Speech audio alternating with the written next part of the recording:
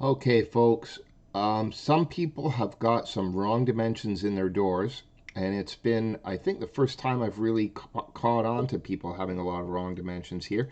I think a lot of times everybody was doing really well. And I'm going to show you how I would go about fixing those wrong dimensions. And I have to make a point here first about the way that SketchUp works, which is this. If I go to draw a rectangle, I can draw, say, a rectangle that is 37 and a half, so 37.5 by 49 and a quarter, so 49.25. And it's easy to enter those dimensions that way, 37.5, 49.25. When we go to use the tape measure, and these, you can't change this in SketchUp, and I wish you could. The way that the tape measure works, it gives all its measurements in feet, inches, and fractions. Okay, so I have 4 foot 1 and a quarter here, and I have 3 foot 1 and a half here. So that's just it can't be changed, and it's not convenient really. I would rather that the tape measure worked in inches and fractions alone. So I'm going to be attaching a couple of I'm going to be attaching a 2-page PDF to this assignment. When you're using your tape measure, it's always going to give you those measurements in feet, inches, and fractions. Okay? When you're working on drawing rectangles and push-pulling and drawing construction lines, it's a lot easier to work in straight inches and fractions with no feet in there. So I'm providing you with an image of both sets of dimensions, okay, to use as you can feel free to use, right? And having said that, I will just, to correct the dimensions that you've got that are incorrect here, the first thing that you would do is just hide everything that you don't need to be looking at while you're doing this. So you just carefully select the stuff that you're not going to be using. You can draw a box around it and hide it. And I've still got that one stud right there that survived the hiding process. I'll get rid of him. And he's gone. I'll get rid of that one joist. And I will have a wall that looks something like that. Okay. Now, if I want, I can get rid of that top plate too. I don't really need to see that top plate. It could probably stay there too. Just do whichever you liked. So this now looks exactly like what I've given you in the sheet in the PDF file. So what I'm doing here. If you guys have never done this before, hold down your Alt key and hit Tab, and you can just switch back and forth between windows. Right. The dimensions that we're checking here first are going to be that the studs are all in the correct spots. And if you look here, I've got all the dimensions in a nice row, okay, which is kind of a standard practice. It's the way that you do things when you do dimensions. And it also makes it nice and easy for us to measure them with the tape measure. So when you're using the tape measure, you'll want to measure right from that very corner there. And you'll always want to be making sure that you're measuring along this face here to the corners of these studs. One thing you have to watch with the tape measure, it might also be a thing that tries to snap to different spots. So right now I'm snapped to the midpoint of that stud, and right now I'm snapped to the opposite edge of that stud that I don't want to be on. You have to make sure that you're getting on this corner, okay? Fixing this is tricky. It's a real hard task. But if you want to bump your mark up and get it perfect, this is your opportunity. So when I look over here, I see that from that edge there to that edge of that stud is 15 and a quarter. Okay, so Alt Tab, 1 foot 3 and a quarter. See, this is where you want to actually start to move down here, and see 1 foot 3 and a quarter is from there to there. So that one was correct. Now I've got 2 foot 7 and a quarter to that edge of my next one. So I go over and get on there, 2 foot 7 and a quarter. That's good. It helps to zoom in a bit and get yourself positioned nicely. 2 foot 7 and a quarter, 3 foot 11 and a quarter, which we got our 2 foot 7 and a quarter, 3 foot 11 and a quarter. That's perfect. The next one is 5 foot 3 and a quarter. So we come over here, and that is measuring 4 foot 6 1/4. Hang on. I want to be, actually, my next one was 4 foot 7 3/4. And what I'm measuring is 4 foot 6 7/16, 4 foot 6 1/4. So this stud here is in the wrong spot. It needs to be an inch and a half further to the left. So this one, this trimmer stud here is sort of attached to it, and it will need to be moved too. But before I bother moving anything, I'll get a general sense of how much is wrong here by just finishing off all my measurements across this wall.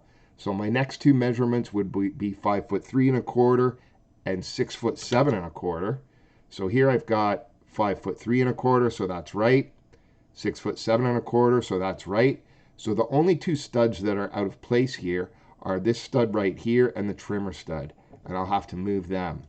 So the most reliable way of doing that, okay, is to just make a construction line where you want to put the stud and then put the stud there. And the construction line, as we've said, it goes at 4 foot 7 3/4. But since we're going to be drawing, we'll go up here and we'll have a look at this, and we'll use 55 3/4 to draw our construction line. So just hit escape so you're sort of restarting with your tape measure, and then get onto an edge and draw across. Now you can see my construction line. When I was doing this before, I ran into a little problem that SketchUp has sometimes, which you'll be drawing across and it doesn't want to bring the construction line across. It's not showing you any construction line. What you can do in that case is go over and just reselect the tape measure tool, and then it should start drawing if that happens. So my short-term memory is failing me here.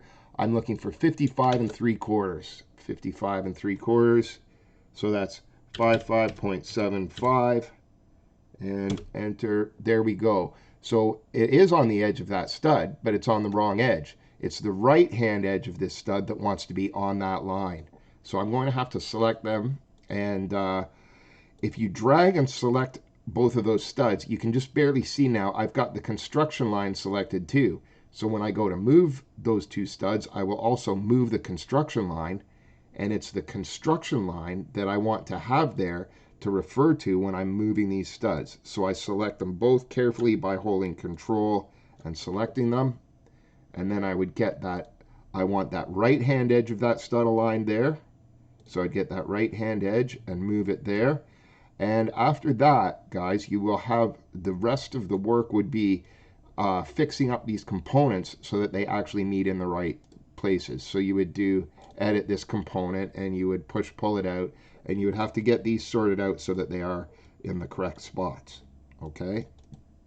Now we just have to close that component, and I'll go back, and we checked that all of our studs are the right distance apart. This door is 36 inches wide, so we can give that a quick check right now, but I think we should have it fixed up if we've got that done. The door opening is 36 inches, and there we go, 3 feet, 36 inches, right? So that's all good now, and we'll just check the height of the door. Oh, look, we forgot, there's actually a component down here you would need to open it up and pull that little piece right there back flush with this, so that those are in a straight line, right? You guys have the skills to do that. We will check the height of this door, and when you look at the height of the door, it goes from the bottom of this plate 80 inches up to the bottom of the header. So getting onto the bottom of that plate, and whoops, okay, there we go, and measuring straight up, that's 6 foot 9 1/2. It's supposed to be 6 foot 8. So I think what this person did, actually, they measured from the top of the plate, and if you measure up, it's 6 foot 8. Okay, it's they actually just measured from the wrong part of the plate. So the simple solution there is, once again, get onto this plate, pull up a construction line. It's supposed to be 80 inches, 80, enter, and then you would have the job of moving all of these headers down onto that line. Okay, so you're going to move that, get it right by, say, that corner, move it down there, And then you would have the job of straightening up, push pulling all of these components to the right length. Okay, so this is kind of time consuming and fussy, but you guys should have, like, each of the individual skills that's required to do this, you guys should have. It's about patience and organization in this case. It's tricky to fix things once they're a little bit out of shape, but it can be done if you approach it the right way. I guess there is one more thing that I should add to this just before I end this video. The thing about the construction lines is that sometimes you'll be working and you'll be doing a lot of different measurements and a lot of different construction lines. For one thing, when you're doing them, make sure they're on an axis. Make sure that your construction line is either on a red, blue, or green axis as you need.